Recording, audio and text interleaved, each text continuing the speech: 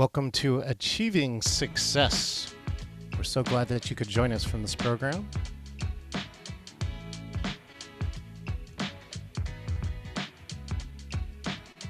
I know our host is just about to unmute.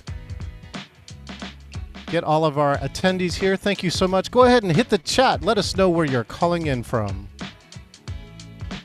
Hey, Your host for Achieving Success. Let's welcome Tracy Harrell. Thank you so much. Hi, this is Tracy Harrell, and I am so excited today. Welcome to Achieving Success, the movement. Today, we are kicking off a mastermind session with some amazing guests. I'm going to start with one of my favorite people, Joe Handy, president of the National Black MBA Association.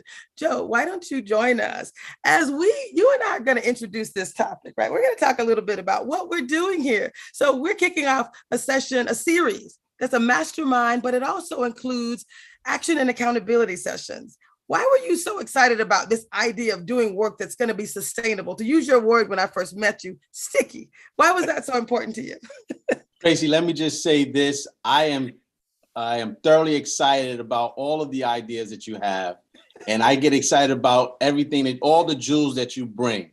So I would say this particular seminar was also interesting to me because of the echoing impact that it will have on our community and the echoing impact it will have on those who are participating. So Tracy, I want to say thank you for inviting me. I'm excited about the dialogue that we will engage in this evening, and I'm looking forward to learning from all of the other panelists. I love it, love it, love it, love it. So as you all can see with the slides, the first event is a mastermind. And I'll go back to the very beginning and the top of that slide. We're featuring two amazing authors, Shellye Archambeau and Roy Clay.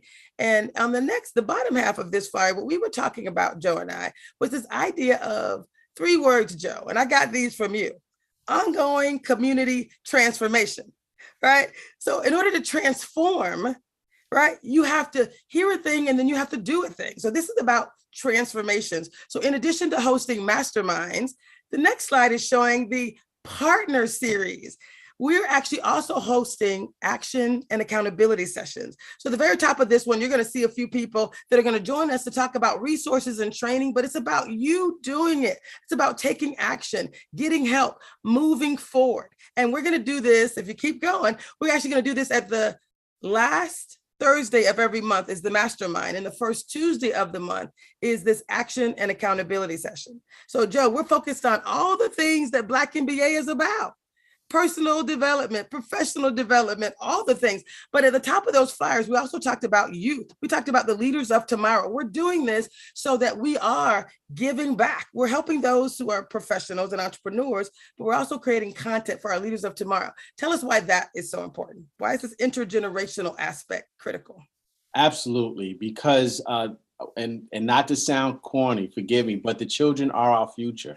And it is, when you think about what they are consuming nowadays, it's important for us to have that impact and influence in how they are shaping their own leadership, the type of areas where they want to put their skills and talents. So it's important for us to be able to continue to reach forward as we excel within our careers, but reach back and bring the youth up with us so that they have exposure. And we know that once our kids can see something, then they can become something. So we want to be able to put them in those areas where they can actually see the success and see Black excellence and then aspire to be it. So these kids are shaping what they are going to be in the future. And we want to make sure that we are actively engaged in that process.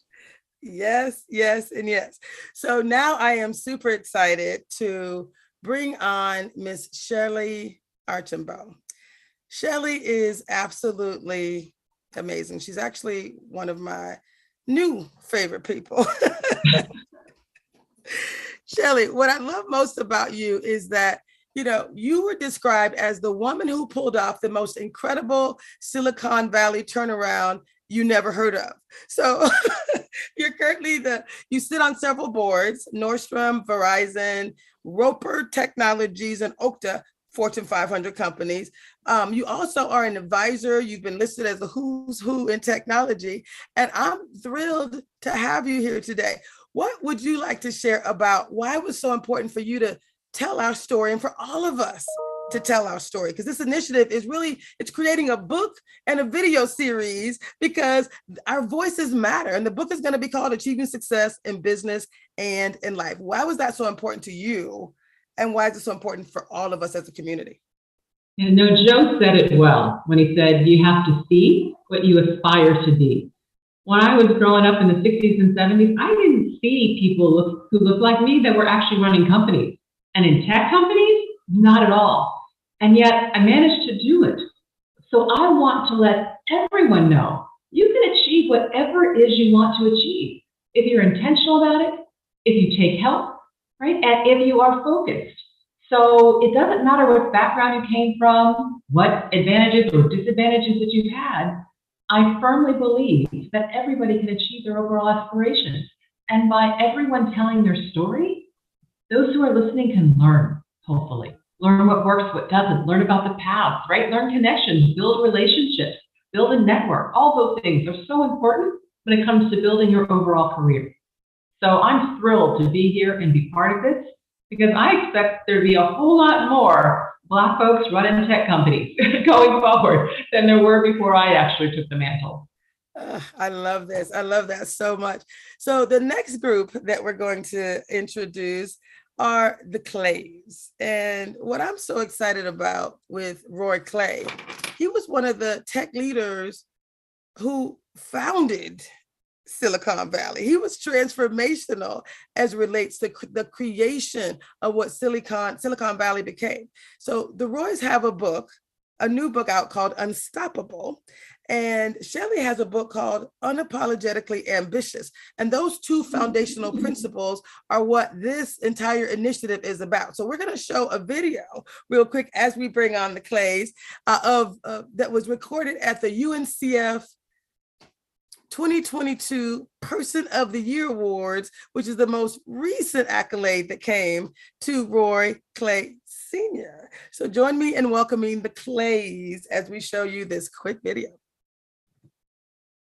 The values that my father instilled in all of us from a very young age is the importance of education. I would say the number one strength would probably be resilience. He always told us about honesty, integrity, treating people with respect, basically the way that you want to be treated. Didn't matter what role you played in society, whether you were a janitor or the CEO of a major corporation. My father treated everybody the same. Yeah, I'm Roy Jr. I'm the oldest of the three sons. My name is Rodney Clay. I'm Roy Clay's middle son. I'm Chris Clay. I am Roy Clay's youngest son. My father always, he had a saying that his mother would tell all the kids. She said, you will encounter racism throughout your entire life. However, don't let that be a reason why you don't succeed. The difficulties that my father faced early in his career are best defined by a story that goes back to the 1950s. He had a professor, I guess a German professor when he was in college. They took an exam and he got the highest score. And the professor said, whoever got this score must have cheated. You know, that was and so. He was a recent college graduate, had a degree in mathematics from a St. Louis University, a well-respected school, did well in school, great resume. He sent his resume to many different companies. Finally got a response from McDonnell Aircraft Corporation in the 1950s. Response is very positive. We like your resume. We want you to come in for an interview. He shows up for the interview. The person that was scheduled to do the interview says, I'm sorry, we don't hire professional Negroes. So they'd seen his resume. They liked everything they saw until they saw the color of his skin. He did not let that stop him from continuing to apply to other companies. And indeed, he applied back to the same company. Eventually, with enough persistence, he got the job with that company. Do you love that video? Let's welcome the Clays. Thank you guys so much for having us. We're so happy to be here. Thank you. This is such an honor for me.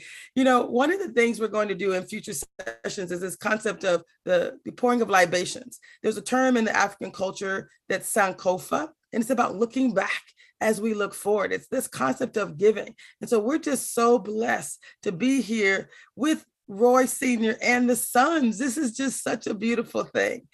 And the reason I thought it was so perfect that we brought this beautiful community together here is because the book Unstoppable, you faced hard times. And Shellye talks about being unapologetically ambitious. And that's really one of the recipes for success, right? Given where we all are today.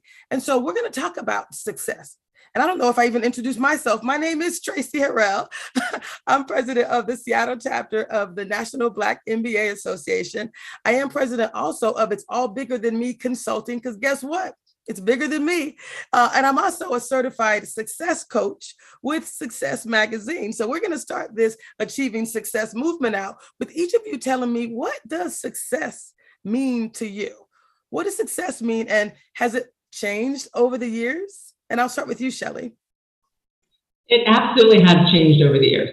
So when I was coming out of college, success was, I wanted to be a CEO. I knew it early. I wanted to be a CEO of a tech company. I wanted to get married. I wanted to have kids if I could. And I wanted to be financially independent. Those were my goals. So if I look at later in life, though, success actually was changed.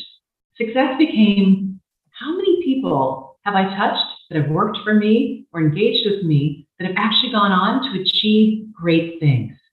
That actually became the measure of success for me. It makes me so proud to see people that I've mentored or folks that have worked with me go on to achieve their aspirations, whether it's running companies or founding an organization or hitting that CTO and C-suite, whatever it might be. Right now, that's what success is all about. Because over time, that's how we actually build our legacies, our communities. And I never would have imagined that, frankly, when I was younger. It was very much focused on me. How do I get this done? But now that I've been able to achieve things, it's all about everyone else, which is why I'm participating in this event and this movement, as you like to say, Tracy. Thank you. I love that. That is so awesome. So I'm going to ask Joe the same question. What does success mean to you, Joe? And has that changed for you over the years? I don't think you're going to hear anything sort of radically different than what Shellye said. Okay. And I would say that as growing up, success to me was mainly focused on monetary achievements. It was sort of a financial position in life. And the older I got, and the more success that I had accomplished, what I realized was my success, or what I was fond of, was the impact and influence that I had on others, and seeing what they took from something that I might have said or something that I might have done and turned it into their own personal achievements. And being a part of that story is what I consider success. Someone once told me, if you died and everyone that you knew died, how would the world ever know you existed? And when I think about that, it is about the impact that we have on the folks that we interact with. So yes, success has changed for me over the years. And now I'm grounded in the idea that my success, or what I feel is successful, is the impact and the success of others. Yes, yes, and yes. I love it. I love it. So we're going to ask John to bring everyone else back on, because this is one of my favorite questions. I like to ask people about, what would they say to their younger selves? What would they say to their 16-year-old selves as it relates to giving yourself advice to achieve success in business and in life? If you just had 60 seconds to go back and whisper in your own ear, what would you say? I'm going to start with you, Shellye. The key to achieving success is all about, frankly, giving to other people. I found that by helping others, by supporting others, it actually all comes back to you. So don't be selfish, right? Those people who actually take it all and hold it all in for themselves don't get all the support they need. Because here's the secret. We all need help. We all need support. Nobody does anything of significance all by themselves. No one. So therefore, don't think you're the only one on the planet who's going to be able to do it. Love it. So the Love way, it, love it. right? So to create that environment, help others, and they will in turn help and support you. Yes, I love it. I love it. Joe Handy, same question for you. If I were to have a conversation with my younger self, I would say start sooner. There's so many times that we are slow to start because of lack of confidence or lack of resources. And I personally feel that if I would have started sooner, I might have been able to reach the idea of giving back to others at a faster pace. So I would say have the confidence in yourself to start sooner so that you can then get to the realization that the success is in giving to others. Giving to others is far more rewarding than receiving. Yes, I love it. I love it. Chris Clay, the one Yes, thing that thank you. And just to reiterate, it's a real honor and a pleasure to be here. Thank you for inviting us. Thank you. Thank you, my Yeah. buddy. Yeah, it's a pleasure to be amongst a handful of living legends. One has lived a little bit longer than the others, but it's an absolute pleasure to be here. So, it's an interesting question. The question, I think in the question I read, what would you tell to your 16-year-old self? For him, I'm going to answer on his behalf because he tells us this all the time. The best advice that he got came from his mother, and we said it in the videos. His mother told him at around 19, she said, you're going to face racism throughout your whole life. Don't let that stop you from achieving what you want to do. And he lived by those words from that day until this day, which is a pretty long time. So what he would tell his 16-year-old self before his mother told him that is make sure you listen to the advice that your mother gives you. That's what he really does. He really does kind of preach that to us to this day. Listen to the advice they give you. We all live. You gotta listen to your mother. And that's a good one. That's a good one. Listen to your parents. So, the next question I want to ask each of you, and I'm going to actually focus on what you just shared on this topic of, challenges that we face. We face challenges in life, and you think we can all find balance. This is about achieving success in business and in life. So in theory, when things happen in your life, you want to sometimes ask, how can I achieve success in both areas? What advice would you give related to finding balance in your personal life and your professional life? Because I've read the book. I know it's called Unstoppable for a reason, because he had some major challenges, yet he was the significant leader in the tech space, and he loved his family. Like, you guys are a testimony for finding balance. And as a success coach, we don't really use that word balance, but there is this idea of, how do you, create a life that you love? I'll pass that one over to Rodney. He tells the story best. So, Rodney, go. Can you guys, can you hear me? Perfect. Yes. Okay. My father, he was a very hard worker. When he was at Hewlett Packard, he would work 12, 13-hour days. My mother would pile us all in the car. I'll never forget this. And they would take us to this trailer on Page Mill Road in Palo Alto. We would drop him early in the morning. She'd pile us back up 13 hours later in the car and take us back to this old trailer. And I'll never forget this trailer. And I'll just get into a little bit of a point. And we get on this old phone. It had duct tape wrapped around it. And we'd hit some number, and my dad would pick up, and my mom would say, "Roy, we're here." And we never knew what he was doing. We just knew that he'd go somewhere and then come back. We'd go pilot, take him, and bring him back. My mother told him, "I don't want you to talk about what you're doing at work. I want to keep work and family separate." My mother was a wonderful person. Shelley, I don't know if you remember my mother, but everybody loved my mom. So throughout our entire lives, we lived by that. When we went out to dinner, when we had with our business, Wright Electronics, my mom and dad would take us out to eat at a restaurant. we usually went to Ming's in Palo Alto, and they taught us how to. And we never really knew why, but we figured out later in life why they were taking us. Teach us how to use a knife, a fork, how to use manners, how not to use the chopsticks to play the drums on the table. And my mother, and so my father, he was able to strike that balance with the help of my mom. Now, keep in mind, in the heyday of our company, we had an annual Christmas party every year, lavish Christmas party. My mom never came, not once. And we were wondering, well, why? And it was because she wanted to keep the family aspect and the business aspect separate. We had at breakfast, we always had a hot breakfast. So we all sat around the table. For lunch, when we were at school for lunch.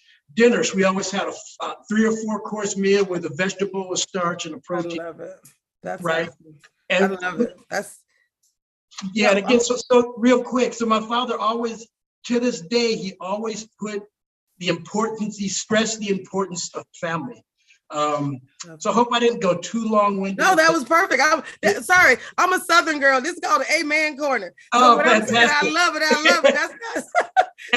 That's just how I communicate. So. And real quick, let me just add one thing.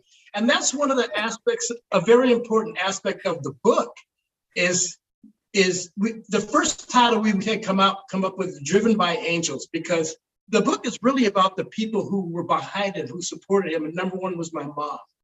And and that's one of the things, there's a lot of little things in the book that people don't know that really made Mr. Clay the man that he is. And that was his ability to balance life and business. I love it. I love. Sorry, y'all gonna hear a few love it's. I am absolutely in what I would call paradise right now. You guys, I spent 25 years in corporate America. So I worked 8 years at IBM, 14 years at Disney, 5 years at Microsoft. I've also contributed to 3 books that became international bestsellers. And what I'm doing right now, this concept of building community is why I was put on this earth. Everything that I've done was like for this moment. So I'm just kind of sitting back. I can put my feet up and be like, thank you, Jesus, right? Because these are my people. So what we're doing is we're creating a space, right, for other people to live their best life. Achieving success in business and in life, it's intentional. Shelley's book is like such an amazing book. She laid out a roadmap. Here's what you do to be unapologetically ambitious. Right? Here's what you do to be. So we're going to work on Joe's book too, because he has a lot of wisdom as well. So before I go on to the next question, I would ask you to answer the same question around the topic of success, right? Achieving success in business and in life, in your personal and your professional. What advice would you share with individuals who are pursuing that goal? I would answer that and say, I'm still a work in progress. I'm still learning. And I would say that one thing that I think is extremely important is the balance between your work life and to the Clay's point, your personal life. And there in that personal life, there's a mental health balance, because in addition to, when you're working and you're ambitious and you're fighting the good fight and trying to be all that God has asked you and blessed you to be, you have to sort of take that mental break at times. We took a break on Sunday. So we should recognize that there's a reason why sometimes we need to hit the refresh button so that we can start anew the next day. So the balance that I think that in the Black community that we should also focus on is the balance of mental health and ensuring that we're sort of refreshing ourselves so that we can go out and tackle what the world has in store for us. Because we also know in a community, we have this weight, this burden that we carry each and every day. And that is heavy.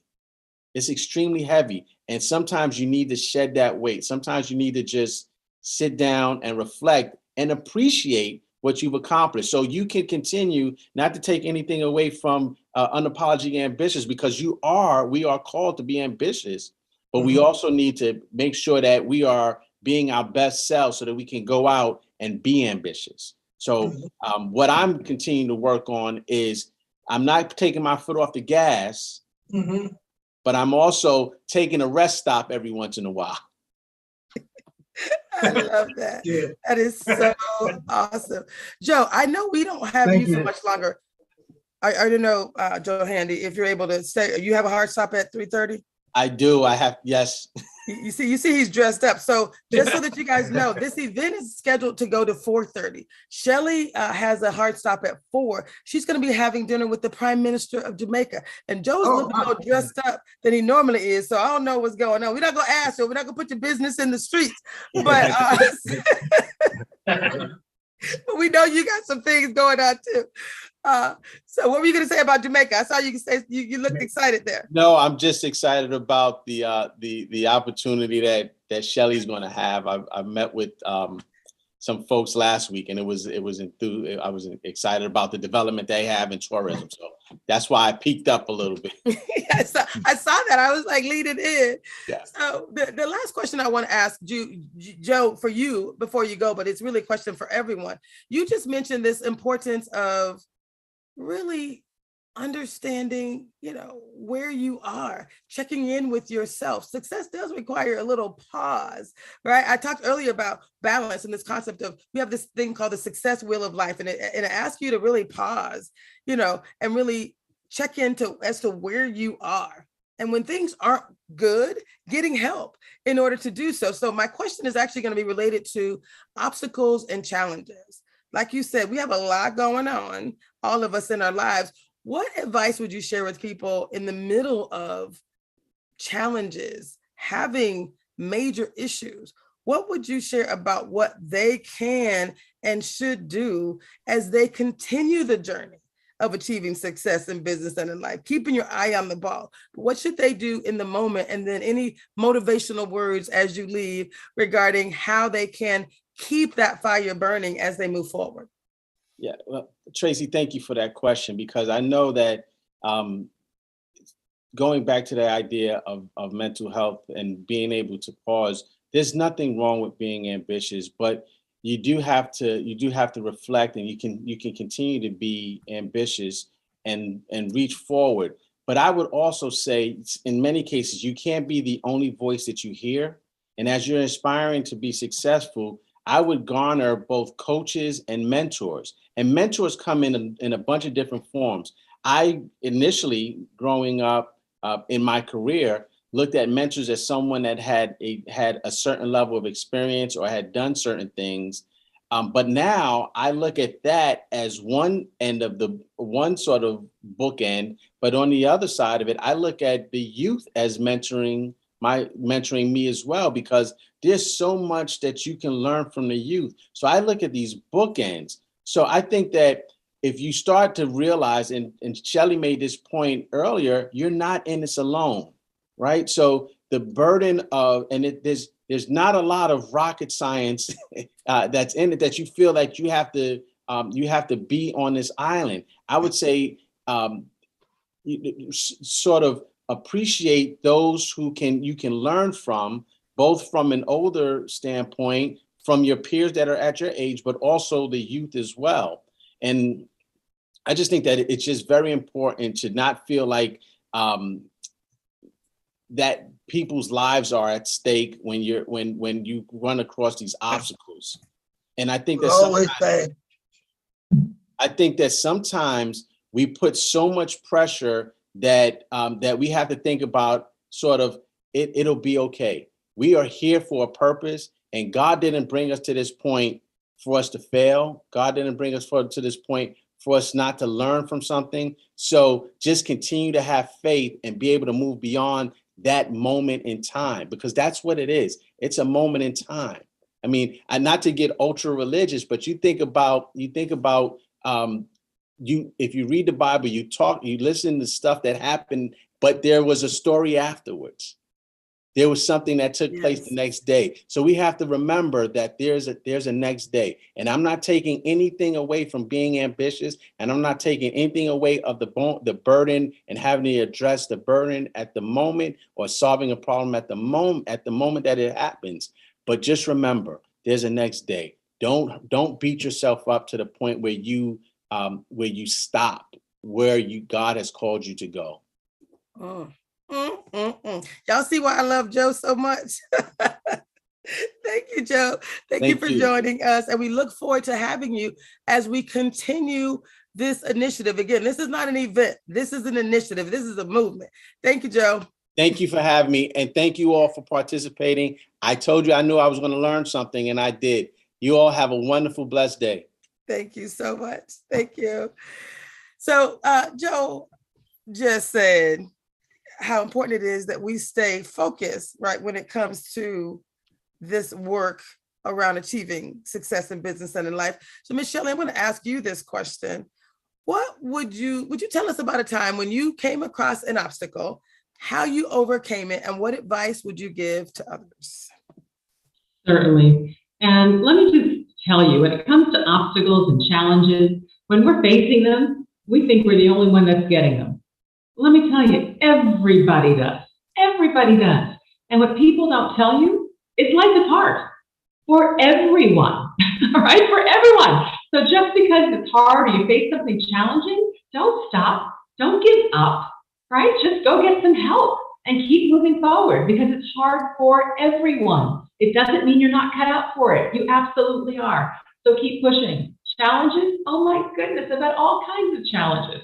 One of the, I'll talk about one in terms of, we think about people right now, MBAs mid-career, people are, I'm sure, through all different stages of their career. But here I was at IBM. I've been working hard. I was working towards becoming a manager, and I wasn't getting the opportunity. Now, I was highly rated. IBM rated people 1 to 4, whatever, and I was a top performer. Everybody's giving me good kudos, but every time I talked about, the next opportunity, right? There just wasn't anything quite available yet. There just wasn't anything quite available yet. And I was like, what's going on here? So first thing I did, right, was I said, okay, I asked to speak to a skip-level interview, my boss's boss, to have a conversation to understand what is it that I'm not doing that I need to do, right, in order to be promoted. And, bottom line, what I learned, he said, well, Shellye, there aren't opportunities for a manager in this office. I said, well, I'm not limited to this office. I'm willing to work anywhere. And he was like, well, you are. We thought you wouldn't be willing to move because your husband also works. And I was like, right? So it was like, no, I'm definitely willing to move. So bottom line is, I got the promotion. And did I move? Yes, I moved. But the key is, if you're facing a roadblock or a challenge or something, dig into it. Understand what's really happening. All right, here they made assumptions about me because I was a working mom with a working husband, and they just assumed that I was not flexible. Don't let people make assumptions. Make sure you know what assumptions they're using. So ask questions, right? Look for things, go for all that stuff. You'll find all kinds of challenges along the way, but the key is make sure you understand what is the problem so that you can actually solve it. I love it. I love it. So since we have a book called Unstoppable, we're going to bring back the Clays and ask them the same question about challenges. I know, Chris, you laid out a whole series of challenges, strategies, success strategies that you could do when someone is facing challenges. What does it take to be unstoppable? What would you share quickly with this group around what I'd share the same, again, wisdom that we learned from our father throughout his career. So one, like Shellye said, obviously never, ever, ever give up. Two, if you run into a wall going this direction, then maybe try going that direction to get around it. And that might mean if you're in a corporate environment and you're not getting a yes from the person that you're asking initially, try going to his peer. Try going. You could go above his head. That can be risky. His or her head, that can be risky.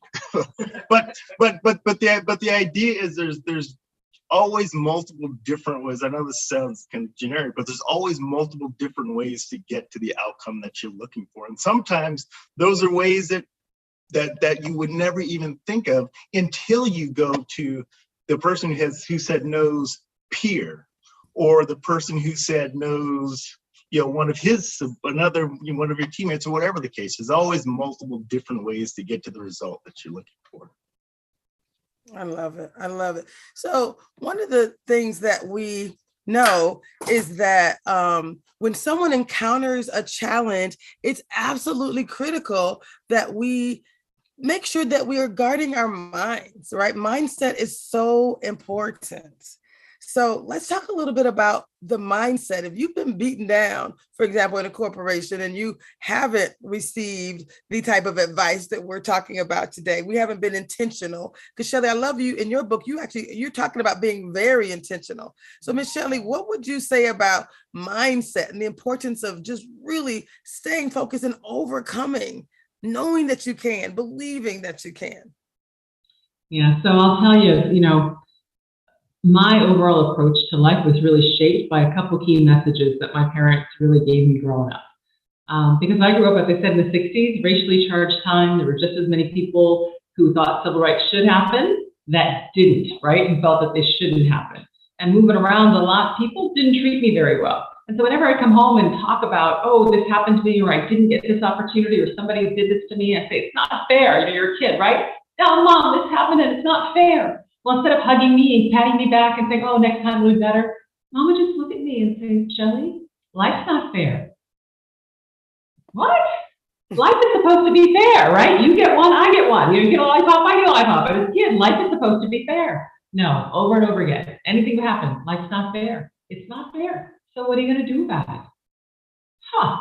And then the next message was, when people did bad things, and they did, right, is, Shellye, you can't control what people say to you, and you can't control what they do to you, but you can control how you respond. So don't let them win. And they win when they affect how you feel about yourself. That's when they win. They have no right to judge you. No right to judge you. They don't know you. They don't know what you're capable of. You know what you're capable of. So when it comes to being intentional and putting plans in place and going after them, you have every right and you have every capability and every resource in terms of support of family and friends, et cetera, to go do it. Don't listen to what people are saying. And when that doubt comes into your head, that voice that says, oh my God, can you really do this job? Or I don't know if I should take that promotion, right? Wait till they figure out I don't know as much as they think I should know, right? Or I'm not as smart as they think I am. That voice I'm talking about, that voice is imposter syndrome. Imposter syndrome. I know, because I have suffered from it my entire life. So what I will tell you is I don't necessarily know how to get over it, but I know how to deal with it. And the way you deal with it, when that voice comes, same way we deal with it with our kids. Because listen, that voice, everybody experiences. Study shows everybody experiences imposter syndrome at some point or another. Women more so than men, and women of color the absolute most. So you are not alone, which means it's in the air. That doubt, right? That concern, that, oh my God, not believing in yourself, it's in the air. So just like TV, when something's scary on TV, what do? You turn it off. That voice in your head, you turn that sucker off. It is not real. And if you can't manage to do that, remember the only time you feel this doubt, right, this self-concern, is when somebody is offering you something new, a new job, a new promotion, join a new group, speak in front of a team, right, whatever it might be. They wouldn't ask you to do it if they didn't believe in you. So if you can't believe in yourself, believe them, because they believe in you. And worst case, if none of those work, fake it. Fake it. Act like you're confident. Because here's the deal. No matter what you face, you will eventually figure it out. You always do. Think about it. You always figure it out. So give yourself the benefit of the doubt. Assume that you are going to figure it out. Act with confidence and go learn. I love that.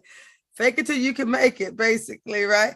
I actually have a term that I created in my book, and I call it intuitive theatrics, right? It's this idea of, you know it in your head, act it out, right? Mm-hmm. As a success coach, you kind of, I talk about being overweight, but I can step into my Fit Tracy mode. And when I am Fit Tracy, this is what fit people do. I just got to act like fit people. And then eventually, you're a fit person because you act it out. That's the definition of success. You just do it. So I love that. Act it out. You know what you're supposed to do it, and you will be it. You will become it. So I love that. I love that advice. Shellye, I know you only have a few minutes left, so I want to ask you a couple more questions, and then we're going to bring the Clays back in as well. But Miss Shellye, in your book, you actually talk about strengthening your strengths. Why do you say that as opposed to strengthening your weaknesses? I know it sounds counterintuitive, because we're always told as we're building our careers, oh, you're weak in this area, this area, this area, so you need to strengthen that up. But here's what they don't tell you.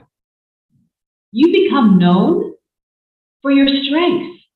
People pick you and want you on the team because you're really good at project management, or you're a great communicator, or you're really good at managing the numbers, right? Or you're a good coordinator, right? All those things, they pick you because of what you're good at. They don't pick you because, well, you're mediocre at this, or you're mediocre. That's not why they pick you. So now your weaknesses need to be at par. They can't be detractors, right? So they need to be at par. But the notion about spending time to actually strengthen those weaknesses is crazy, because what you don't have is time, right? Time is your most precious commodity. If I take an hour and try to strengthen something I'm already good at, I'm going to move the needle.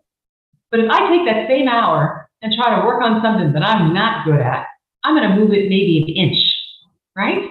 That was a wasted hour, because nobody's going to notice that inch improvement, and nobody's going to hire me because I made that weakness an inch better. They're going to hire me because I am outstanding at managing complex problems, right? Or I am really good at getting teams to execute, right, and get things done. So focus on your strengths, make them stronger, because that's what people are going to pull you in for. Yes, yes, and yes. I love that. Okay, Ms. Shelley, I have another question for you. Now, we were talking earlier about this idea of mentorship, and I know this is a question that you like a lot, and I'm going to ask you and the Clays the question about mentorship. But you were just so open. I'm going to ask you another question before I come back to mentorship. What is the biggest mistake you've ever made, and what did you learn from it? Oh gosh, you make a lot of mistakes in terms of coming through. What's the biggest mistake? Probably the biggest mistake was not paying attention to what was going on in the market as we were building the company. So I'm at MetricStream, and it's a growing company. It was challenged. We got it turned around. We're now at a point, it's early 2018, and we're going after governance, risk, and compliance. And finally, the analyst, software analyst, said, "Oh, there's a new leader in the marketplace, and it's MetricStream." And we're like, "Yes!" Right? Our phones are actually starting to ring. Customers are calling. We're like, great. We say, let's increase sales, spending on sales, and spending on implementations. We can go after this demand, and we're going to raise money in 2019, right? And we go full force. And then wham, the second half of 2018 happens, and the markets collapse. And we spend our money. And all of a sudden, I'm looking at a team where we don't have much money. Are we going to make it? Can we survive? I have to lay people off. I mean, it was awful, absolutely awful, because I hadn't read all the tea leaves properly. We had just gone full force on, oh my God, right? We're finally a leader. Market's finally in our space. So it was a horrible mistake that we had to pay a big price for. Did we survive it? Thank God we did. But it was really painful for a lot of individuals, right? And a lot of folks as we worked through it. I love it. I love it. Now we are going to talk about mentorship, Ms. Shelley. One of the things that you've said is how important it was in your career. You were both a mentor and you've been a mentee. What would you share as the best advice you've ever received from a mentor? And then what advice do you typically share as a mentee? Certainly. So my best advice I ever got wasn't actually directly given. So let me tell you a story. I was at IBM at the time, and I was in about 6-7 years in the company. And IBM decided they wanted their high potential people to have mentors. And they actually asked us, who would you like your mentor to be? So I thought about it, and there was a guy, he was a couple levels above me. I knew him, he knew me. I thought he liked me. His name was Roland Harris. And I wrote his name down, Roland Harris. Well, several days later, I got a call. Shelley. Hi, Roland. Shelley, you put me down to be your mentor. I'm like, well, yeah, Roland, I thought you liked me. He says, Shelley, you got me. Go get somebody else. And I was like, oh, that's awesome. Right? I was like, so what I learned, Tracy, in that is number one, this whole mentee-mentor thing, it doesn't have to be formal. I had no idea that Roland considered himself a mentor already. And number two, he told me to go get another one, which means I could have as many as I wanted. And I figured, okay, if one is good, two's better. If two's better, 5 is great. If 5 is great, 10 is really wonderful. I adopted mentors all over the place. And that's the advice that I would give other mentees. Don't ask people to be a mentor. Don't say, hey, Gloria, I really admire all that you do. Would you be my mentor? Because what Gloria's going to do is her eyes are going to get wide. She's going to look around. She's going to sit back. She's trying to figure out, how do I get out of it? Why is she doing that? Not because she might not like you, but because she's busy. She's busy, and this is a commitment, right? So no, don't ask. Just start treating people like a mentor. And in my book, Unapologetically Ambitious, I tell you exactly how to do this. But bottom line is you just start asking little simple questions that people don't have to even spend time thinking about. You say, Tracy, I've seen you speak and you do a wonderful job. I've got a speech coming up in a month. Can you give me 2 quick tips? Well, you'll be able to give me 2 quick tips. No thought, no research, no intellectual, right, consternation. You'll throw them out. Oh, look at people in the eyes, be active, whatever it might be. Now, here's the key if you're the mentee. Take the advice. Okay? Take the advice, right? The Clay's talked about it. Take the advice. Well, once you take the advice, then report back. Tracy, thank you so much for that advice. That was the best speech I ever gave. Why do you do that? Because now Tracy, she may not even remember the conversation, right? Because she didn't have to invest. She may not remember. And all of a sudden she's like, ooh, I had this kind of an impact on Shelley, and I don't even remember the conversation, right? She feels pretty good about herself. Maya Angelou said, people won't remember what you say. They won't remember what you do. They will remember how you made them feel. So as a mentee, you want to make that prospective mentor feel good about spending their time, their energy, their thoughts with you. And if you continue to do that, before you know it, you've got yourself a mentor and you never even ask. I love it. I love it. Can you bring back on the Clays for me? So basically, same question. We're actually doing really, really great on time, guys. So we have about 15 minutes left.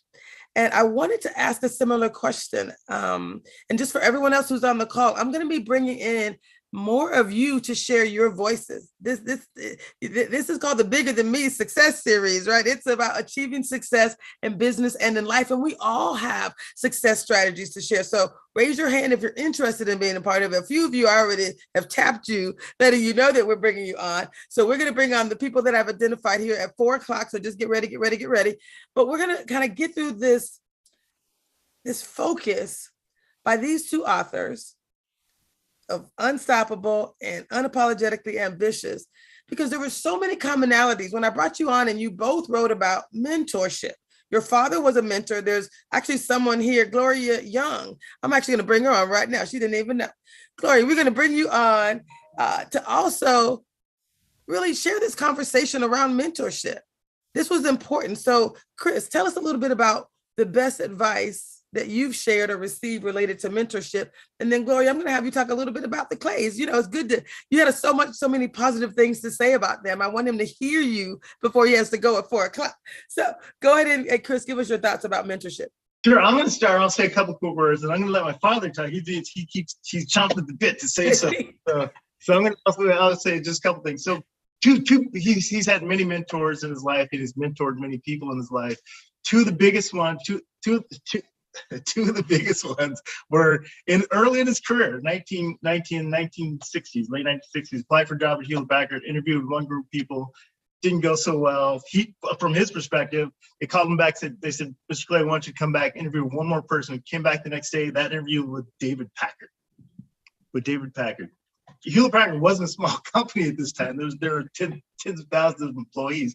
He was chairman of the board and CEO. They wanted him so bad, the chairman of the board and CEO sat down with him, interviewed him, convinced him to join the company, and gave him a huge role, director of software development for the first ever computer division. And he's always talked about what a close working relationship that they had and all the advice to give him. But I think the best thing that he did for him was he put him in a challenging position. He might have gotten his share of pep talks, but it wasn't the pep talks. It wasn't the technical tidbits that he gave him. He put him in a tough position, and he told him, we're putting you in this role. You're going to succeed. No matter what, you're going to succeed. So Dad, can you maybe talk a little bit about Hewlett Packard? Well, I've always been happy. Make a contribution to success. And I always do my best to be as well as I can. So when I asked you this to say, when I asked this to be successful, I'm very happy to be there, to do whatever I can. I love it. Well, we thank you. First of all, we're glad to have this senior individual here telling a story around success. So we have someone, Gloria Young. Gloria, when you talk about the Clays, you knew him for how long? Tell us your story about, he was your mentor. So let's talk about the best advice you received from him that we can all benefit from. Well, you know, I met Mr. Clay when I was 20 years old. I walked into City Hall, City of Palo Alto in Silicon Valley, as a young woman that was hired there as a temporary employee. And Mr. Clay was walking out of the City of Palo Alto as the vice mayor of the City of Palo Alto. And from that moment of saying hi to him at 20 years old, he became a mentor to me as I moved up in the organization, from first being hired by the city manager to being one of the top 4 officers hired by the Palo Alto City Council and managing the legislative operations of the city for a number of years. All along that time, Mr. Clay was a mentor. And one of the pieces of advice he said was to be an understudy of those in higher positions that you want. And I made that a major part of my process around learning and moving up through the organization and being in a position to also be hired. I was elected in Santa Clara County to be on the Santa Clara County Board of Education, and he was a part of giving me advice as to how to go about running for that position. I was hired by the legislative branch here in San Francisco to manage the legislative branch of government here, and he was a part of that. He was also the first African-American that was admitted into the Olympus Club.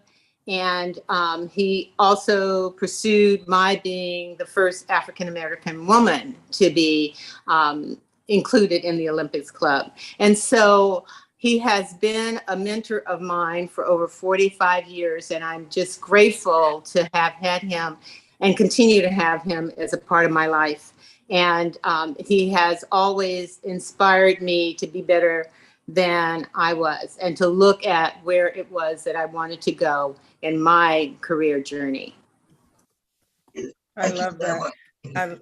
I love it. Can you, first of all, we got a few more minutes with Shellye and the Clays. Does anyone here have a question for Shellye or the Clays?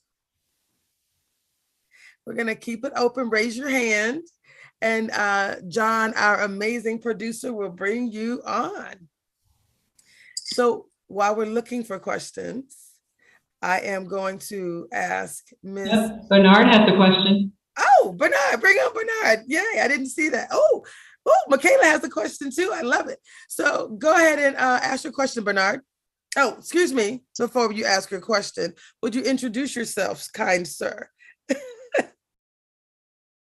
My name is Bernard Walker. I am the Chief Circular Economy Transition Evangelist for the Renee Group, and I'm the founding chapter president for the Seattle-Portland chapter of the National Black MBA. And I'm calling in from, or participating from Ghana. So my question for the Clays and Shellye, great presentation. There was either what I would call the 4-letter word or the 5-letter word of goal or goals, having the habit of setting goals, right? It was, to me, the elephant in the room. You're talking about success and all the things that you've done, but it is because both of you set specific goals and developed the habit of being a goal achiever. So maybe talk a little bit about that. Okay, can I start? I'll start, Tracy. Yes. So you're absolutely right. Setting goals has been my process all the way through. The key is to set a goal. And it almost doesn't matter what the goal is, right? But you just set a goal. And what is the goal? It's something that you want to achieve, to create, or to impact, right? Any of those things can be a goal. And then what I do is I ask myself, okay, what has to be true for me to achieve it? So when I decided I wanted to be a CEO, I didn't know what had to be true. I had no idea, right? So I had to go do the research. I actually did. And back then it was a whole lot harder. I mean, we're talking libraries, magazines, right? The whole bit to figure out who are these people? What were their backgrounds? What did they do with their careers? What were their careers like, etc. Right? And what I learned was, all right, they had business background, had to move a lot, right? They were doing this, they had learned all kinds of things. So, all right, how can I make that true for me? That's the third question. How do I make this true for me? And that becomes the plan. And what I found, Bernard, is, a lot of people will set goals. Some people will intentionally create a plan, right? Others just kind of put it off to the side as a dream, I'll call it, instead of a goal. But very few people make decisions every day consistent with their plan. And that's the key, because every decision we make is moving us closer to a goal, farther away from a goal, or keeping us standing still. So when you make a decision, you make it in terms of, all right, is this going to help me move closer or not, right? And if it doesn't, then don't do it. Do something else. Spend your resources in a different way. But that's the whole notion of being intentional. I talk about that a lot in the book, of how to do that and how to make the trade-off. I love it. That's a great question. That was actually the closing question that I was going to ask her. So that just is so perfect. We were going to talk about, it's a key part of her book about being intentional. I was like, I want you to close talking about the importance of being intentional. As a success coach, the equation is very clear. After Tracy, can I? Because I will have to go in about a minute and a half. Can I say one more thing? I would love that, please. Thank you. And this really ties into the notion of goals and being intentional. If there's one piece of advice I can give all of you, it is manage your career. You own your career, not your boss, not your mentor, not your company, not your spouse, not your friend. You do, right? You own it. So don't sit there and just go to work and wait for somebody to tap you on the shoulder. Tap, tap, you can go do this now. Oh, okay. Tap, tap, you can do that. Oh, okay. You own the career, right? You own it, so be intentional about it. You would never spend thousands of dollars for an airline ticket. Pack your bags, put your mail on hold, put the dog in the kennel, tell your neighbors you're going to be gone for a while, right? Get to the airport, get on that plane, strap in the seatbelt, and then look at the pilot and say, so, where are we going anyway? Right? But we do that with our careers all the time. We spend tens, if not hundreds of thousands of dollars on education, on training. We spend time at this kind of an event, right, to learn and to grow, and then we wait for somebody else to decide our fate. No, you own your career. Manage it intentionally. And books like Unstoppable and Unapologetically Ambitious can give you tools and techniques and ways of doing that. So please own your career so that you can achieve all that you are capable of. Nobody but you knows what you are capable of. That's why you have to own your career. Thank you so much for having me today. Thank you so much, Miss Shelley. Bring on the other individuals so we can all show her some love. There are a few other people we're bringing on, Shelley, but I just wanted to say thank you, thank you, thank you. Clays, thank you, thank you, thank you. At this point, my heart is in my hands. Thank you both for joining us. I know you have a hard stop. Say hello to the Prime Minister of Jamaica for me. I will. Okay, bye-bye, everybody. That's my Prime Minister wave. Thanks, Nikki. Thank you all so much. Thank you. Bye. Thank you. Thanks. So we're going to bring on some other individuals that we know are absolutely amazing. So this concept of achieving success in business and in life, I think there's also a Shayna Barehand. If you could bring her on as well, I think she might still be here. But I just wanted to ask each of you if there are any words of wisdom that you want to share on this topic of achieving success in business and in life. I'm so excited that we have masterminds and action and accountability sessions. And I'm going to start with, I guess I can't say the senior person. How am I supposed to describe you, Dr. James Smith? Dr. James Smith is one of the oldest, has one of the longest standing memberships with the Black MBA. Let me say it like that. Dr. James, how are you? And then Rachel Smith, if you could keep her on with us as well. Rachel is the past president for the Black MBA, and Dr. James Smith is, like I said, one of our excuse me. He said, don't call me that. He said, don't call me that. One of the longest standing members. Dr. James, what advice would you share regarding achieving success in business and in life? You have the most acclaimed resume I've ever seen, and you're focused on this all the time, and you also mentor people extensively. Give us some words of wisdom. Well, first of all, this has been outstanding, and the comments and things that have been shared by the Clays and also by Shelley and by Joe, I thought were just great. And some of the things that resonated with me was reflected back on the fact that I started in the corporate world back in the late 60s along with Mr. Clay, and a lot of the things that he went through, I went through. And one of those things that Shelley talked about was two things. One that really struck me was manage your own career, and the other one was don't isolate yourself with just a few mentors, and also you don't necessarily recognize that you do have mentors that you don't know you have. And I shared this story with Tracy on one of our previous conversations about the fact that when I started with the company, it was back when affirmative action was really getting started. And there was really, quite frankly, no other Black executives that were in the corporate world where I was starting at that time. So I didn't really have any African-American mentors to fall to. But unbeknownst to me, I had two white managers who had designated themselves as my mentors unbeknownst to me. And it just so happens that we came about having a conversation one day, and one of them said to me that, hey, there's not a whole lot that we can tell you or share with you from an intellectual standpoint, because you're almost a genius. I had to laugh at that, but you're almost a genius. But he says, what we can do and mentor you on is how to navigate the old boy network, and how to navigate those rules that are not written rules, but rules that you are unfortunately, every one of us are gauged by. So that really played a big impact on me as an individual. The other thing I thought that Shelley talked about that I thought was really great, Tracy, was manage your own career. And you and I have had this conversation several times about the fact that one of the things I did throughout my corporate career was to identify what was necessary in order to move to the next level. And by identifying those things, not necessarily being vocal about them, but preparing myself and doing the things that I thought would make me a more viable candidate for consideration for those positions without even asking about it. And things like getting an MBA and things like later getting a PhD.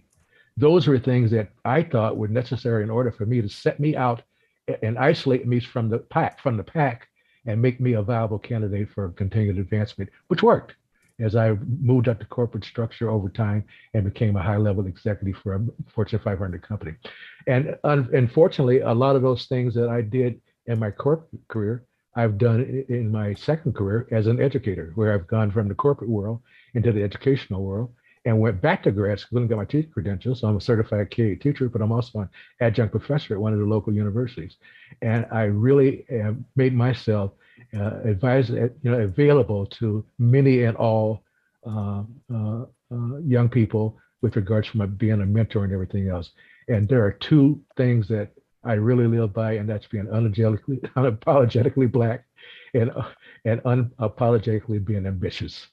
I love it. Unapologetic. Yes, yes, yes. So what I'm excited about is we do have a lot of voices and a lot of faces that we're going to highlight. Gloria and Jackie are going to be my next, but because you just spoke, Dr. James, I just need you to know Thomas Brown. My frat brother. I know. He actually just IM'd me and was like, what did you have to say, Thomas? Hey, I said, there goes an alpha man. There goes an alpha man. Absolutely. Yeah. Honored to get the words of Dr. Smith. He's been a wise counsel in this community and specifically for us men of Alpha in the greater Seattle area. So glad to see him on this call. Well, Thomas, since you're speaking, I'm going to actually ask you to do a really quick intro and share your words of wisdom. Who are you, and what are your thoughts about achieving success in business and in life? Thank you, Tracy. So for those I have not had the pleasure to meet, my name is Thomas Brown Jr. I am in the greater Seattle, Washington area, originally from Akron, Ohio, though. Spent about 10 years in the military, and then in the last 28, I've been on the corporate side up until last year, where I now lead as Senior Director of Global Marketing for World Vision, which is a humanitarian organization making a difference in the lives of children and those less fortunate, specifically around human trafficking. So shifted gears a little bit in my career to try and actually do something that means more to my heart than just the P&L. But I will share 3 things that I really have found to be so true. Number 1, relationships matter. The most important thing that you can do is to build relationships in your organization. And the most common mistake is to think that you have to build relationships with people in high levels and high positions. Never underestimate the power of a story.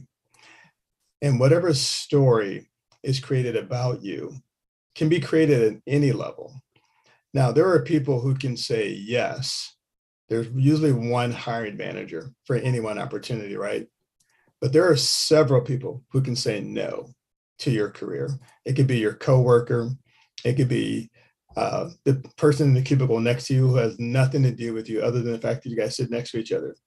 But because you have not been able to find a way to manage that relationship in a positive way, they could be a sabotager. They could be the person in the lunchroom talking bad about you when your performance could be stellar, right?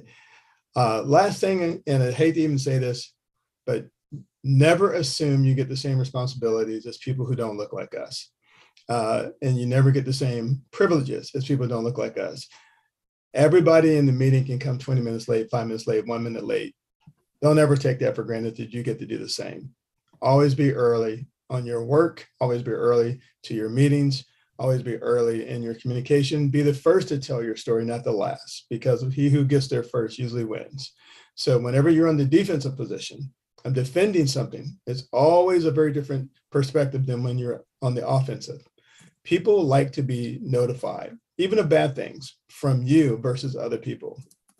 So those would be my key words of wisdom. Love it. Relationships matter. Doesn't matter skin color. And oftentimes people who look like us don't always do the best or do right by us. So don't always just look for that Black affiliation in your organization. Find the people who are willing to partner with you, treat you like an equal partner, willing to tell the positive side of your story. And you just don't know who knows who. It's such a small world these days, especially now that we're all virtual and LinkedIn and all these other things. I'm always amazed by the number of people who send me invites and I have no idea who they are. And then I click and we got 45 same connections, right?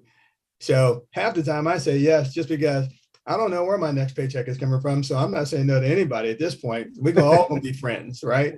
Because ain't nothing but an electronic link. So yeah, we can be buddies. But I love it. And then the last thing I'll leave you with this is never take the size of your contact list to mean anything other than what it is. It's never about whose number do you have. It's always about who will take your phone call when you call them. I love it. I love it. The one thing he just put up here is the flyer for our next event. So our next initiative is actually going to be on April the 5th. That's this next Tuesday. So we're being very intentional about this work. Today was really a mastermind to provide some insights from authors, and we're bringing in your voices, but I wanted to make sure we're clear. Each of you are a part of that success. So these are specific individuals that I asked to rejoin us to be able to share their stories. But next Tuesday, we're creating a space to actually work, to do the work. So we call them action and accountability sessions, because the real win from a success perspective is actually doing it. You heard Shelley say it's about doing something each day that moves you closer to your goals. Doing something each day to move closer to your goals. So a day when you're not being intentional is a day when you're not. We'll identify that as achieving success in business and in life. So our goal is to make sure that we create a space, but also provide you with resources, trainings. We're going to go into breakout rooms. We're going to create a space for you to take action. And these individuals are going to provide some great opportunities for you, real business opportunities. entrepreneurs and professionals, what can you do to contribute to the life of others? So the next person I want to bring forward is Miss Jackie Wright.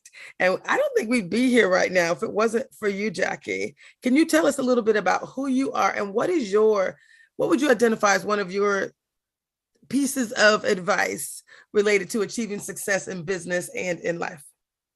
Thank you very much, Tracy. And I must say to you that you have exaggerated my importance. I would say that we would not be here without you, and most on this call know that. So let's just put the truth out there. So that's one of my superpowers, is just speaking truth to power. You're the power, and I'm speaking truth to you. You're the reason for us being here, and that is very significant. Another thing I think that is indicative of me and what has been kind of my success is sometimes that I listen to the Minority Report. I listen to the voice that maybe someone in the room has not heard. And to that end, there was a question that came up from Judy Jones, who said that she cannot speak and that she wanted to talk about the importance of collaboration. And I think that question was really answered by a number of people, including Shelley and also the Clays, who, just absolutely have my heart, and also Mr. Brown and Mr. Smith. But I would just say, I would like to give an example. Working in broadcasting for a number of years, I ran into a colleague. And one of the things that she said that she did as far as a strategy for moving ahead was that she teamed up with someone. And so basically she teamed up with a friend of hers. They were of like mind. And so she was able to hire her friend. And then after a period of time, the friend would get a position, and then she would hire her. So they were kind of leapfrogging together through the broadcast world in San Francisco and became very successful. So collaboration is very important. And there are strategies that you can use when you find somebody that has your back. You can work together as a team. I'm with the National Coalition of 100 Black Women, and I've created a program called the Doris Ward Workforce Development. And that's one of the things that we're trying to do. We are working with underserved women, utilizing Mayor Breed's Dreamkeeper initiative that is handled by Cheryl Davis of the Human Rights Commission to fund women so that they can get jobs in the hospitality industry. So create as you go and collaborate with whomever you can moving forward. And that's what I would like to say in this conversation. Thank you. I love it. We had over 100 people that registered for this event. So raise your hand if you want to join us on stage, but I do have to highlight a few more individuals. We would not be here if it wasn't for, truly, we would not be organized in the way we are. John Chen. John is our actual producer. He's the one behind the flyers. So John, I'm going to ask you to actually showcase yourself. Hey, and also, can you show your studio so they understand who they're dealing with? Oh, here, wait, let's do this little trick here. Let me remove myself. And thank you so much. My name is John Chenna. I'm the, see, there we go, author of Engaging Virtual Meetings. And one of the things that Tracy loves is that, well, first, we got to rock this place. Thank you so much, everyone, for being here. And now check out this. This is how we've been making this show happen. You want to talk about technology? We've got it all here, right? With the one and only here. Watch, let me put Tracy up here on the second screen. Bam, there she is. What up, Tracy? High five. Look at where, yeah, that's right. And so thank you so much. I've been working a lot, and specifically with the Asian and the Black community here in Seattle, trying to elevate this virtual programming. And so thank you so much, Tracy, for that opportunity. Oh, wait, watch this. Ready, Tracy. Oh, wait a second. Tracy. No, wait, she's over here. Tracy, there she is. Thank you so much. So again, my company is called, it's Bigger Than Me Consulting. It's all all of this is bigger than me. And so I want to bring back my people so that I can continue to actually dig into your thoughts. Raise your hand if you have something you specifically want to contribute. I'm actually going to ask Miss Rachel Green, who has not spoken yet, who is actually the past president of the Seattle chapter, one of the first Black people that I met here when I was interviewing to come from Florida to Microsoft. And Rachel was keeping it real. And that is really valuable. So Rachel, how are you? And thank you for joining us today. I'm good. Thank you. Thank you for having me. This is such a wonderful event, but I expected nothing less. All of them have been wonderful. Thank you. So what would you want to share with this audience around the best piece of advice you ever had, or one of your most important lessons learned, right, related to achieving success in business and in life? Oh, okay. The best piece of advice that I've learned, I learned as a little girl from my grandfather, and that was to treat people the way you want to be treated. My grandfather had a 3rd grade education, and of course I've been educated past that, but the values that he gave me and taught me have stuck with me throughout my life, my career, and those have been the things that actually elevated me and helped me to become successful in my career, such as not treating people who have a different title than mine, or where we are on the org chart, different than I treat anyone else, or showing respect to everyone, speaking to everyone, being pleasant, listening, collaborating with everyone, anyone I met, being authentic, allowing other people to be authentic and tell their truth. So those things that my grandfather taught me as a young girl, drinking, I had a drop of coffee in my milk, and he had coffee with a drop of milk at the table, sitting with him, are the things that I learned that have propelled me to be successful in my career. And the other thing, I actually had a conversation last night with a young lady who's half my age, who's beginning her career. And she was talking about success. And I told her, it's funny how the definition of success changes over your life and over your career. But definitely what you want to define as success wherever you are is what you deem as successful. And that's different for everyone. That you have to sit with yourself and what resonates with your soul and set your own truth. So someone else, success may be a big title. To someone else, success may be managing people. To someone else, success may be getting 6 figures. But whatever that is, whatever you deem as successful is something personal and should be something that you set for yourself. I love that. I love that, Rachel. Thank you so much for sharing. We actually have so many people I want to highlight. I'm going to actually pull in Miss Leah. And then I want to bring in Bernard as well. Bernard, again, calling in from Ghana. He had a question, but I know he had something he wanted to share as well about why we're here. So go ahead and bring Bernard on as well for me, John. Miss Leah, how are you, darling? I am good. Thank you for having this space. And it's been so great learning with all of you this afternoon. This is great. So Leah, I love you for so many reasons. You are just such a powerhouse, but you bring in that quiet energy. You kind of slip in and do all this work behind the scenes. One place that I met you through something called the Black Collective. It's a group of individuals that have met for 52 years, every week for 52 years.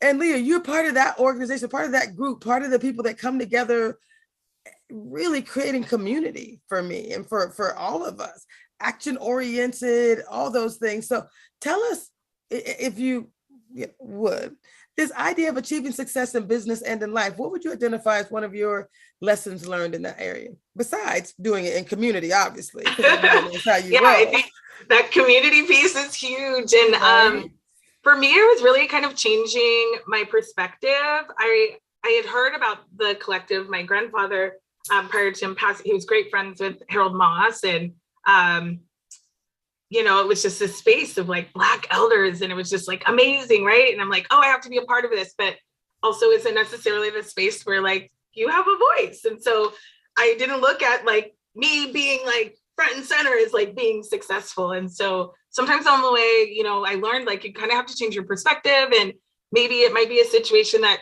comes across as like being challenging, but there's still so much value. And so for me, like, it's funny because they always joke in that meeting space of me, like, Leah never has her camera on, or Leah doesn't say anything, but she's always in the chat. And it's like, I'm fine with that because that's who I am in this space. And I think just also being committed, right? Like, that's a Saturday every single week, even on Christmas, even on whatever is going on, that folks are showing up. And so for that particular space, I think it's huge. And then another thing I'll share, I helped a friend of mine start a nonprofit, where the Tacoma Women of Color Collective. And through that process, you know, I really learned the importance of like learning through the journey, and like having a startup is crazy. And we really had to think about not focusing on the results of like our accomplishments, but all those really small steps that it took to get to where our organization is today. And so really celebrating those small victories has been really helpful for me. So thank you, Tracy. Thank you. I love that. I love that. Now we're going to bring a few other people back on who raised their hand to join us because I want to talk about this work. You just said, Leah, how important it is for us to work collectively, for us to do this work. And so I just want to see a few of people, these voices in this community. So go ahead and bring everyone else back on. I think Ken and Michaela as well. So part of this work is really focused on long-term systemic change and the things that we can do, because we have everything we need in our community to drive change. We know that to be true. And Bernard, I heard you talk about the importance of us doing this work and why it was so important. And you mentioned, you know, the idea of us driving to a level of truth and completion. Tell us about that. So truth and completion, I think that it's important for us to learn the skills of visualizing, affirming, and then meditating on what it is that we want to accomplish. Whatever we affirm, we receive. And so quite often, we unconsciously talk about what we think are the main problems or the main people who are problems. And I really have learned to recognize the value that whatever we speak, we praise. Yes. And but we don't know that. So if you're praising your difficulties or your faults or your obstacles, you don't have time to really work on your goals and build the kind of community or talent or capability to do the things that you say you want to do. So in the case of Washington Employers for Racial Equity, that becomes an opportunity for us to get in the door and build this community of success. These teams of talent, number of different areas. When we begin to touch and agree about what does a better community look like, what does innovation, entrepreneurship look like when it includes us? And so conversations that we should give our time, energy, attention, resources, and commitment to. Yes, I love that. Now, another person that joined us, Lizo, did I pronounce your name correctly? Mendoza. Yes, you did. Thank you. I am so excited. We had so much going on with this event, but Gloria was actually critical in bringing you all to partner with us on this initiative. And again, this is an ongoing initiative. We will continue to build this partnership. Tell us who you are and why you found it was so important for you to join this movement, right? Focused on achieving success in business and in life. Absolutely. Well, thank you very much for inviting me to attend this session, and also for Gloria for connecting us, and as well as Jackie. So we started the connection when we featured the Clays in one of our clubhouse sessions in the Asian Americans Network, and it was really all about how he was able to overcome the challenges of being, the first successful Black engineer in Silicon Valley. And so that was very inspiring. And listening to the stories of Shellye and also the words from the Clays today, it's even more uplifting how, our worlds seem to coincide. It's probably on purpose, and not by accident, because of the way that our minds work. We're here to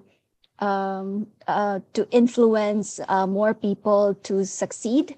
And just a quick background about myself. So I am originally from the Philippines, and I certainly resonate with the thoughts and lessons shared earlier around goal setting, around being unapologetically ambitious and knowing what you want, and going out to get it. I arrived here in Silicon Valley in 2002, and exactly because that was my goal, right? So I had to work through it, and had to network with over 150 people in order to finally land a job during the time when the dot-com bubble bursting was going on. And so eventually I got into a Silicon Valley company, working as a consultant to the enterprise clients like Cisco, Sun Microsystems, Visa International, and eventually I became the COO of the consulting company. I love it. And after that, I just realized that I wanted to do something give back, because I feel that I've been blessed with so much, and that was when the reflection of and coming into the creation of the Mentoring Club came about. So now I have a nonprofit organization that I'm pushing forward. We now have over 200 mentors and mentees globally, 31 countries. We're actually getting quite a number of mentors and mentees that are promoting our community as well. So let me leave it at that. I have so much more to say, but well, I'm thank super you. excited. Thank you for giving Consider me this. space. Oh no, consider this a divine connection. This is just the beginning. We have 2 minutes to go. So I'm just going to wrap up by thanking everyone who was a part of making this happen. Michaela, I don't know. I'm keep trying to pull her face in. She's not coming. So I don't know if John can make it happen, but anyone else who wants to join, Ken Dean is part of our executive board. Michaela is a new project manager with the Seattle chapter of the Black MBA. So thank you, Michaela, for joining us.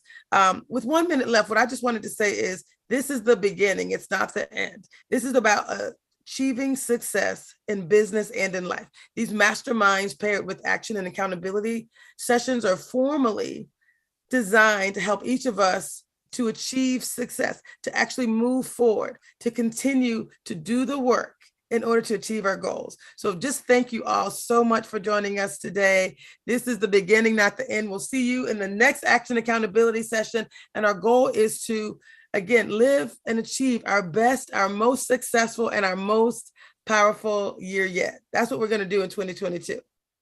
Join us. Thank you. Thank you.